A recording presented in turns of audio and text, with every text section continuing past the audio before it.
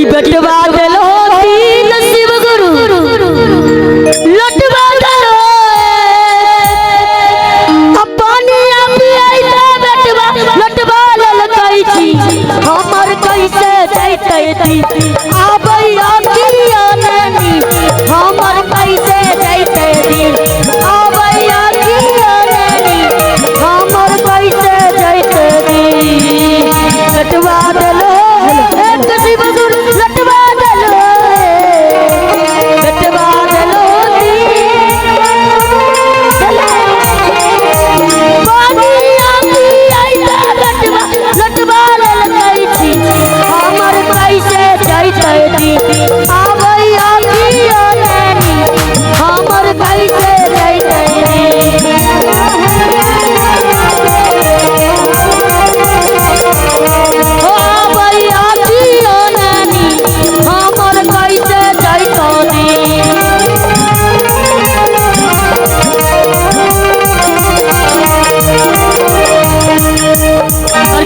हुआ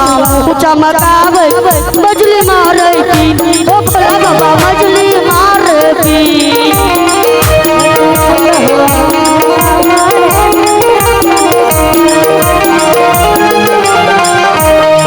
हेगे बुढ़िया हेगे हमार बात सुनी ना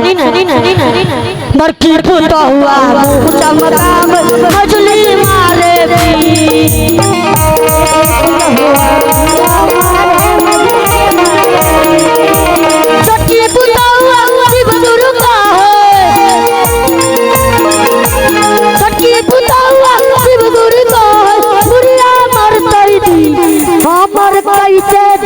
अब अखिया नैनी हमर कैसे जैते दी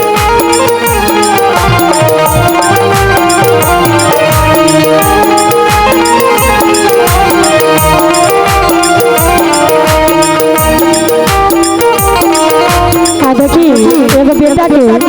बड़ अरमान से पोसेला तो का कहला माई सगरो संपत्तिया बेच के बेटा तोरा हम पढ़लियो रे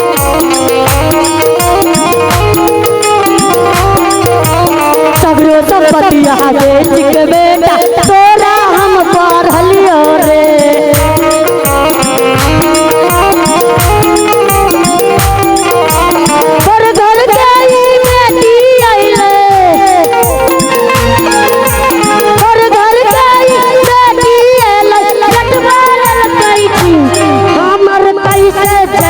आबै अखिया नैनी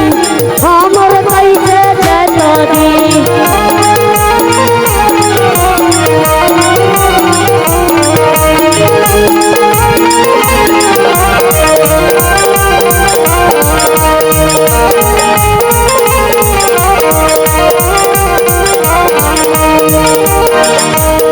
देखिए आज के बेटा कि मेहरारू के ना करी तो मेहरारू मार के भगा दी